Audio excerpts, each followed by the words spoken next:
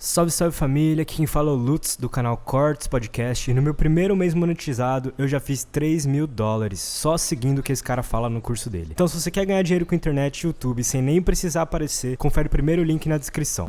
Não, eu concordo pra caralho com você que a mídia, ela odeia o Bolsonaro. Principalmente os grandes monopólios, os grandes grupos corporativos de mídia odeiam o Bolsonaro, eles não querem o Bolsonaro lá, até porque o Bolsonaro foi responsável por diminuir muito da renda deles, que era financiada pelo governo, né? Isso. Então você tem um inimigo comercial ali muito forte, não é nenhuma questão ideológica, eles querem só porque se você colocar o Lula lá, ele vai voltar a mamata. Eu não sei se o Lula vai voltar a mamata porque ele tá puto também com a mídia, mas algum outro político vai voltar a mamata porque ele não tem essa questão forte que nem o Bolsonaro tem. Eu entendo, isso é verdade, a mídia realmente... O Lula queria regular a mídia, né? Sim, verdade. Você viu o Zé Disseu falando em 2015 que o erro do PT, não sei se foi 15, mas tem um vídeo dele falando que o erro do PT foi não ter regulado a mídia.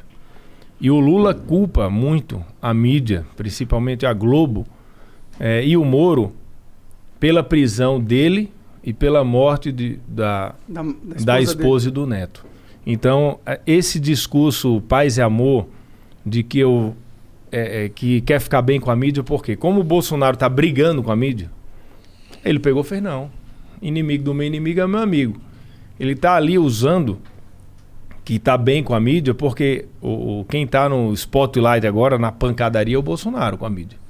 Então ele está deixando, ele está pegando, surfando sozinho, sem aparecer, a mídia elogiando ele, mas eu duvido que o pensamento dele seja democrático em relação à mídia. Porque o Bolsonaro briga, mas ele é a favor da liberdade de expressão e da imprensa. Ele quer simetria. Mas eu duvido que o PT faça isso, depois do que eles já passaram. Então, mas só terminando o ponto. Então, eu te dou isso, eu acho que realmente existe um bias da mídia ali contra o Bolsonaro, com certeza. Tirando isso, o Bolsonaro também não ajuda, porra. O cara fala merda atrás de merda, dia após dia, e aí não tem como ele não ser cobrado. E não é só a mídia também, tá ligado? Chegou no momento onde o Bolsonaro, ele parece que ele não entende um pouco da liturgia do cargo, tá ligado? Não entende o quão importante é a função, quão importante ele é. Ele é muito importante agora. É o cara mais importante do Brasil, politicamente falando, tá ligado? Então, o cara, ele tem uma responsabilidade muito grande e às vezes não parece que ele age de acordo, entendeu? E aí a gente fala, pô, a mídia quer fuder o cara. Quer mesmo, concordo com você. Mas parece que ele também quer se fuder também, tá ligado? Aí fica difícil. Mas pô, você falou aqui, liturgia do cargo. Isso é... Cara, o Bolsonaro é a mesma pessoa. E ele vai ser a mesma pessoa. O pessoal achou que quando o Bolsonaro se elegesse, ia pegar um marqueteiro, ia fazer aquelas pesquisas qualitativas, porque o presidente da República, ele não sai de casa antes de uma quali. Se for olhar o histórico. Cara, pô, vou aqui pro Flow. O que é que eu tenho que falar? Os caras, tá aqui, o Flow faz isso, vocês têm que falar isso, aquela pessoa é assim, o outro é assim. Ah, isso que tu veio fazer aqui, cara, né? Não, de nada. Então, o Bolsonaro, ele fala o que ele sente. E isso incomoda. E tem muita gente incomodada com o que ele fala. Mas assim, porra, você prefere um presidente lá, todo bonitão lá, falando correto, de acordo com o marqueteiro, e pô, aí depois negociando decreto, depois negociando esquema. Isso não vê com o Bolsonaro. Eu duvido que você vê lá uma vírgula. Ele fala muito isso. Quanto é que custa uma mudança de uma vírgula lá num decreto presidencial? Entendeu? Uma nomeação, um negócio. Então, isso não tem. Aí você vê Petrobras, como era, como é hoje. A Caixa Econômica deu mais lucro no ano passado que os últimos 15 anos do PT. Aí você olha a Itaipu Binacional. Olha para a Petrobras. Mudou. Petrobras, cada diretoria era de um partido. E cada diretoria financiava 60 deputados e senadores. Isso mudou. Aí agora tá no fundo eleitoral essa grana. Mas não é essa grana, né? Era muito... Era mais do que 6 escândalo bilhões gigante, de reais. Entendeu? Então a gente tem que ver isso aí. Assim, a gente tem... Se você quiser ver o lado ruim, você vê. Mas, porra, o governo, ele funciona. Pega o Banco Central. Foi eleito o melhor Banco Central em 2020. Aí pega o PIB do Brasil. O ano passado caiu China, Estados Unidos e Brasil. O Brasil caiu menos que a Alemanha, menos que a Europa inteira. Nenhum país da Europa caiu menos que o Brasil.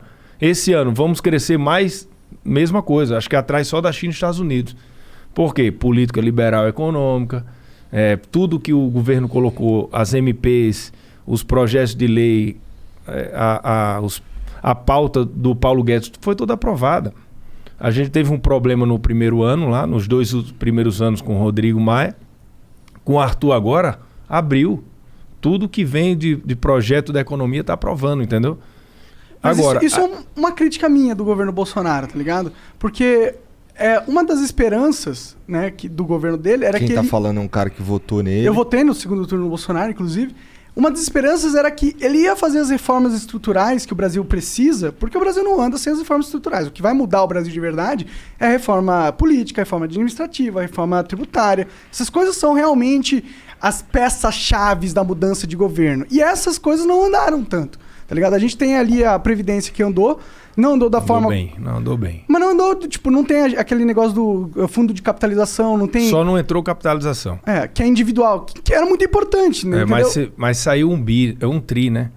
Ou seja, a gente tirou a bomba atômica do orçamento, a gente tirou, ok. Foi muito acima da expectativa, muito. Mas o Brasil precisava de mais do que isso, entendeu? A gente não precisava só estancar a sangria, Banco Central Independente, aí teve a MP da Liberdade Econômica.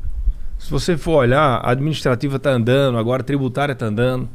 A pauta econômica, se você for olhar para fora, você conversa com o mercado financeiro, o cara fala, pô, o Brasil aprovou tudo, o que é que está acontecendo? Toda a pauta foi aprovada, porque o dólar ainda está 5 e tanto. Era para estar 4,50. É o ambiente político, entendeu? É a tensão. Isso que a gente tem que tirar da frente, essa tensão. Só que essa tensão é importante para a oposição. Porque se tiram a atenção, se tiram o ruído, aí vamos falar do governo. Aí tem muita coisa para mostrar. Então os caras focam no ruído. Então o Bolsonaro vai vir hoje, ele vai visitar aqui uma obra lá em Pernambuco. Procura ver aí o que é que a gente consegue puxar. Puxou, tirou foto sem máscara. Então, Bolsonaro vai sem máscara, provoca aglomeração. E ele não é um cara para ter aquele cuidado de não dar o que falar para a imprensa. Ele dá o que falar para a imprensa. Aí quando bate na máscara, aí ele fica com raiva. Aí quando vai falar com ele já reage, aí puxa o assunto da máscara. Aí ali vira uma discussão. E a obra fica para trás. E a gente não consegue divulgar. Eu lembro quando a gente foi lá com o Tarcísio inaugurar uma ferrovia em Goiás. Aí ele fez um discurso duro lá. O que apareceu? O discurso. Não apareceu nada da obra. Então... e ele é assim, ele não vai mudar. Ele é o jeito dele. Ele, se o cara quiser usar, usa, se não quiser, não usa, entendeu? Então, eu acho que isso na campanha vai ser importante, porque lá na campanha o povo vai ver o que foi feito e o que não foi feito. E ali ele vai ter o tempo de TV na Globo, na SBT, na Rede TV, em todos os locais. Por quê? Porque é o tempo de TV normal. Eu acho que até lá vai ser pancadaria mesmo, não tem jeito. A campanha já entrou, colocaram o Lula de volta. O Lula estava inelegível, fora de cogitação de ser candidato, quase sendo votado lá os processos dele de segunda instância, zeraram o processo, colocaram o Lula no jogo. Por quê? Porque era um candidato, o único candidato que poderia fazer frente ao presidente. Isso revolta o presidente também. Ele não consegue governar. Existe uma dificuldade dele governar. Você for olhar, o Bolsonaro não tem um dia de paz. Ele reage, mas veja também o que fazem com ele, entendeu? É uma pancadaria muito grande, Igor. É todos os dias. Porque hoje já existe uma mania das pessoas de falar mal do patrão. De falar mal do governo, de falar mal do prefeito, de falar mal do presidente. E assim, hoje banalizou isso.